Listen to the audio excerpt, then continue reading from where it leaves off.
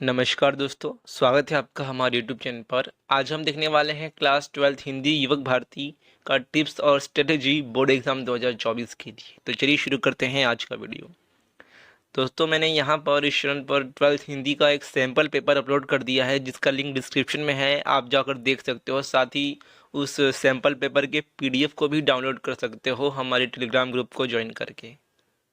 तो देखते हैं कि सबसे पहला हमारा पेपर में क्या रहने वाला है। देखो, जैसे कि आपका इंग्लिश का पेपर अलग अलग सेक्शंस में डिवाइड रहता है, वैसे ही हिंदी का पेपर अलग अलग विभाग में डिवाइड रहता है। तो सबसे पहला विभाग होता है हिंदी के पेपर में विभाग 1 गद्य, 20 मार्क्स के लिए। गद्य यानी कि जितनी आपके लेसन है, पार्ट है, उसके ऊपर का विभाग। और बात करें पिछले सालों की, पिछले पेपर्स की, तो 2022 में पाप के 4 हथियार और सुनो किशोरी, ये दो पाठ आए थे एग्जाम में। उसके बाद 2023 में निराला भाई और सुनो किशोरी, ये दो पाठ आए थे बोर्ड एग्जाम में। देखो, ये आपका पैसेज रहेगा, पैराग्राफ रहेगा। तो पैराग्राफ में से इतना कुछ हार्ड नहीं होता है, आप इजीली आंसर ढूंढ लोगे अगर आपने पढ़ा है अच्छे से। और साथ ही आपको 11th की प्रैक्टिस भी तो रहेगी, इसलिए पैराग्राफ में ज़्यादा मुश्किल नहीं होनी चाहिए। बस जो क्वेश्चन दिया होगा उसे केयरफुली पढ़ना, ध्यान से पढ़ना। ज़्यादा जल्दबाजी के चक्कर में कुछ गलत मत लिख देना। तो ध्यान से थोड़ा पढ़ना कि पूछा गया गया है। उसके बाद कीवर्ड के सहारे आंसर ढूंढने की कोशिश करना, क्योंकि पैसेज में आंसर ढूंढने में बहुत लोगों को बहुत टाइम लग जाता है। तो इसलिए कीवर्ड के सहारे आंसर ढूंढने की कोशिश करना। और बाकी तो आपको बॉक्स वगैरह में संजाल पूर्ण कीजिए, आकृति पूर्ण कीजिए, ऐसे ही क्वेश्चन आएंगे। आपको बॉक्स वगैरह जो है वो सब पेन से ही बनाना होगा और लिखना होगा। उसके बाद रहेगा आपका सिंपल पर्सनल रिस्पॉन्स का। आपका विचार पूछा गया होगा, तो पर्सनल रिस्पॉन्स में आप अपने हिसाब से जो भी लिखोगे वो सही रहेगा। बस थोड़ा सेंसिबल होना चाहिए, उस बात का कोई मतलब होना चाहिए। बाकी आप कुछ भी लिखो जो पूछा गया है तो आपको मार्क्स मिलेगा ही। उसके बाद आपका जो विभाग 1 है, उसमें ही एक ऐसा क्वेश्चन होता है, जैसे देख सकते हो, निम्नलिखित प्रश्नों के उत्तर लगभग 80 से 100 शब्दों में लिखिए। तो इसमें क्या है, आपका जो पाठ पर आधारित लघुत्तरीय प्रश्न, ऐसे प्रश्न होते हैं। उसमें से 3 क्वेश्चन होते हैं और 2 क्वेश्चन का आंसर लिखना होता है। तो आप देख सकते हो कि कैसे कैसे क्वेश्चन आए थे। 2022 में आदर्श बदला पाठ, ओजोन विघटन का संकट, सुनो किशोरी, ये 3 पार्ट से एक क्वेश्चन आए थे। उसके बाद 2023 में फिर से आदर्श बदला, पाप के 4 हथियार और कोख जाया, ये तीनों पार्ट से क्वेश्चन आए थे। तो आप क्या कर सकते हो, जो आदर्श बदला ये पार्ट है, उसका जो क्वेश्चन है बड़ा वाला पार्ट पर आधारित लघुत्तरीय प्रश्न, उसको छोड़ सकते हो। उसके बाद आपका विभाग 1 में ही एक क्वेश्चन होता है, जैसे देख सकते हो, निम्नलिखित प्रत्येक प्रश्न का मात्र एक वाक्य में उत्तर लिखिए, जो कि आपका साहित्य संबंधी सामान्य ज्ञान एक्सरसाइज में जो होता है टॉपिक, उसके ऊपर के क्वेश्चन होते हैं। तो देख सकते हो कि कैसे क्वेश्चन आते हैं। आपको 4 पूछा जाएगा, कोई भी 2 लिखना होगा। तो यहाँ पर अगर हम बात करें आपके इम्पोर्टेंट चैप्टर कौन से हो सकते हैं बोर्ड एग्ज़ाम 2024 के लिए, तो यहाँ पर सबसे पहले सुनो किशोरी, क्योंकि ये 2 बार रिपीट हो चुका है। उसके बाद आदर्श बदला, इसके ऊपर से अभी तक पैसेज नहीं आया है, इसलिए ये बहुत इंपॉर्टेंट है। उसके बाद कोख जाया और ओजोन विघटन का संकट, ये 4 चैप्टर आपके बोर्ड एग्ज़ाम 2024 के लिए, हिंदी के पेपर के लिए बहुत ही इम्पोर्टेंट हैं। तो ये हो गया हमारा विभाग 1 गद्य। इतना कुछ हार्ड नहीं है, पैसेज है सब, उसमें से ही ढूंढ कर लिखना है आपको। और आप पुराना पेपर जो है प्रीवियस ईयर का, उसे डाउनलोड कर सकते हो, देखो कौन से क्वेश्चन आ चुके हैं, उसको छोड़ के बाकी पढ़ो। बस इतना ही आपको करना है। उसके बाद आता है विभाग 2 पद्य, यानी कि आपके जितने भी पोएम्स है उसका पार्ट 20 मार्क्स के लिए भी आएगा। और 2022 में गुरु बानी और चुनिंदा शेर, ये 2 कविताएं आई थी। 2023 में सच हम नहीं सच तुम नहीं और पेड़ होने का अर्थ, ये 2 कविताएं आई थी। तो देखो, आपका जो विभाग 2 है पद्य, इसमें भी सिंपल आपको पैसेज रहेगा, पोयम की लाइंस दी रहेगी, उसके ऊपर से क्वेश्चन लिखने होंगे। आपको बॉक्स वगैरह में संजाल पूर्ण कीजिए, समानार्थी विरुद्धार्थी लिखिए, या फिर पर्सनल रिस्पॉन्स का क्वेश्चन, ऐसे ही क्वेश्चन होंगे। तो विभाग 2 में मेन क्या है आपका, जो है रसास्वादन, यानी कि पोयम का अप्रिसिएशन। तो दोनों टाइप के आते हैं, जो मुद्दों के आधार पर है, यानी कि पॉइंट्स के आधार पर लिखना है, वो आता है। और अर्थ के आधार पर, यानी कि पैसेज में लिखने वाला, वो आता है। तो दोनों टाइप का आपको आएगा। और पॉइंट्स भी बताए गए होंगे कि कौन से पॉइंट्स के अकॉर्डिंग लिखना है। जैसे देख सकते हो, रचनाकार का नाम, पसंद की पंक्तियाँ, पसंद आने के कारण और कविता की केंद्रीय कल्पना। 2022 में जो आपका पेड़ होने का अर्थ, एक कविता और वृंद के दोहे, इन दोनों का रसास्वादन आया था।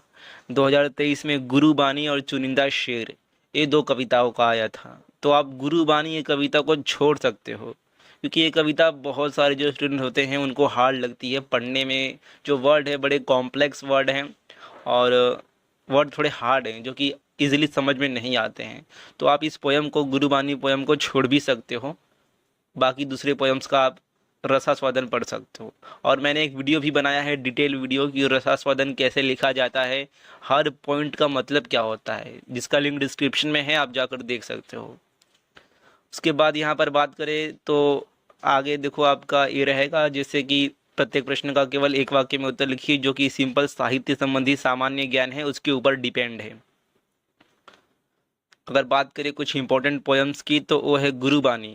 देखो, गुरुबानी अप्रिसिएशन के लिए नहीं लेकिन पैसेज के लिए आ सकता है।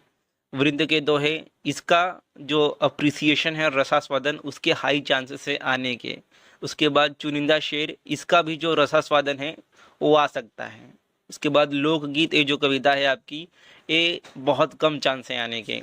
उसके बाद सच हम नहीं सच तुम नहीं, एक कविता का भी फेयर चांस है, अच्छा खासा चांस है कि ये एग्ज़ाम में आ जाए रसास्वादन के लिए या फिर पैसेज के लिए ही। और बाद में कनुप्रिया कविता, ये तो आपको पढ़ना पड़ेगा ही, इसका भी रसास्वादन आ सकता है। तो सबसे अच्छी बात यह है कि आप अगर गुरुबानी कविता नहीं पढ़ोगे तभी भी चलेगा, लेकिन वृंद के दोहे कविता पढ़ लेना, क्योंकि वृंद के दोहे से रसास्वादन आ सकता है 2024 बोर्ड एग्जाम में। उसके बाद अगला है हमारा विभाग 3 विशेष अध्ययन, यानी कि जो कनुप्रिया कविता है उसके ऊपर 10 मार्क्स का अलग से सेक्शन है। 10 मार्क्स का क्वेश्चन आएगा ही वो कविता के ऊपर, तो उस कविता को आप छोड़ ही नहीं सकते। 2022 में बात करें तो देखो कौन सी लाइन्स आई थी, नीचे की घाटी से जिसको जाना था वह चला गया, यहाँ तक आया था। 2023 में यह आम वृक्ष की डाल और तो क्या सारा ग्राम नहीं उजाड़ दिया जाएगा, इतनी लाइन्स आई थी। तो आप इन लाइन्स को छोड़ के जो दूसरी लाइन है, जैसे कि मैंने यहाँ पर इमेजेस लगाई हैं, अमंगल छाया पोयम के इस टॉपिक में, इस पार्ट में, घाट से आते हुए से लेके पथ से हट जा बावरी, यहाँ तक की लाइन इंपॉर्टेंट है, इसमें से कुछ आ सकता है। उसके बाद शब्द अर्थहीन, कविता के इस पार्ट में से मैं कल्पना करती हूँ कि से राधन राधन राधन, इतनी लाइंस इंपॉर्टेंट है, इसे पढ़ सकते हो। बाकी भी इंपॉर्टेंट है, लेकिन ये जो मैंने अभी आपको लाइंस बताई आप बुक में मार्क भी कर सकते हो, ये इंपॉर्टेंट है, इसे अच्छे से पढ़ना और समझना। उसके बाद ये जो आपका विशेष अध्ययन है, इसमें पोयम की लाइंस दी हैं, यानी कि फिर से आपको इजी क्वेश्चन ढूंढ के लिखने होंगे, उन लाइंस में से बॉक्स वाला क्वेश्चन होगा। और साथ ही इसमें एक बड़ा क्वेश्चन भी आएगा, देख सकते हो, जैसे कि निम्नलिखित प्रश्नों में से किसी एक का उत्तर लगभग 80 से 100 शब्दों में लिखिए, ऐसा क्वेश्चन आएगा और 2 रहेगा, उसमें से कोई एक लिखना होगा। ये आपका पाठ पर आधारित लघुत्तरीय प्रश्न इसमें से ही आएगा। तो देखो 2022 में कैसा आया था, कनुप्रिया की दृष्टि से जीवन की सार्थकता स्पष्ट कीजिए, जो कि यहाँ पर दिया है टेक्स्ट बुक के एक्सरसाइज में। राधा की दृष्टि से जीवन की सार्थकता स्पष्ट कीजिए, सेम क्वेश्चन है, बस राधा की जगह कनुप्रिया एक कर दिया गया है। राधा और कनुप्रिया का मतलब दोनों एक ही है, कनुप्रिया अर्थात राधा ही, तो सेम क्वेश्चन को भी थोड़ा बदल के इन्होंने दे दिया है। उसके बाद दूसरा क्वेश्चन क्या पूछा गया था 2022 में, कवि ने कनुप्रिया के माध्यम से आधुनिक मानव की व्यथा को शब्दबद्ध किया है। तो ये सेम वही क्वेश्चन है, एक्सरसाइज का उठा के डाला गया है। अब देखो 2023 में वही क्वेश्चन है लेकिन बदल दिया गया है। जैसे पहला क्वेश्चन है, कवि ने राधा के माध्यम से वर्तमान मनुष्य की पीड़ा को व्यक्त किया है, और यहाँ पर क्या है एक्सरसाइज में, कवि ने राधा के माध्यम से आधुनिक मानव की व्यथा को शब्दबद्ध किया है। दोनों का आंसर सेम आएगा, बस थोड़ा चेंज कर दिया गया है। उसके बाद दूसरा क्वेश्चन पूछा गया था 2023 में, और राधा की दृष्टि से जीवन की सार्थकता स्पष्ट कीजिए, जो कि सेम यही वाला क्वेश्चन है। तो ये दोनों क्वेश्चन आने ही वाले हैं पाठ पर आधारित लघुत्तरीय प्रश्न। कनुप्रिया इस पार्ट के कविता के स्वाध्याय में जो एक्सरसाइज में ये जो 2 क्वेश्चन दिए हैं ये आएंगे ही 100%, इसे पढ़ लो। तो ये हो गया आपका कनुप्रिया विशेष अध्ययन, इसका मैंने एक्सप्लेनेशन, स्वाध्याय और रसास्वादन अप्रिसिएशन अपलोड किया है चैनल पर, आप जाकर देख सकते हो। अब बात करते हैं विभाग 4 की व्यवहारिक हिंदी की। आपके जो पाठ हैं जैसे कि ब्लॉग लेखन, पल्लवन, फीचर लेखन, नए उद्घोषक, प्रकाश उत्पन्न करने वाले जीव, उसके ऊपर का पार्ट है ये। तो देख सकते हो सबसे पहला इसमें एक क्वेश्चन रहेगा, जैसे देखो पल्लवन कीजिए 6 मार्क्स के लिए, या फिर एक पैसेज भी रहेगा। तो आप एक बड़ा जो 6 मार्क्स का क्वेश्चन है वो लिख सकते हो डायरेक्ट, या फिर पैसेज को अटेम्प्ट कर सकते हो। आप पैसेज ही अटेम्प्ट करो, क्योंकि अगर बड़ा 6 मार्क्स का आपको लिखना है, उसमें 6 मार्क्स तभी मिलेंगे जब आपने बहुत अच्छे से पूरा लिखा होगा, ज़्यादा कंटेंट लिखा होगा। इसलिए मैं कहूँगा कि आप जो पैसेज है उससे ही अटेम्प्ट करो, क्योंकि पैसेज में 6 में से कम अगर आप लिख दोगे अच्छे से तो 5 मार्क्स तो मिल ही जाएंगे।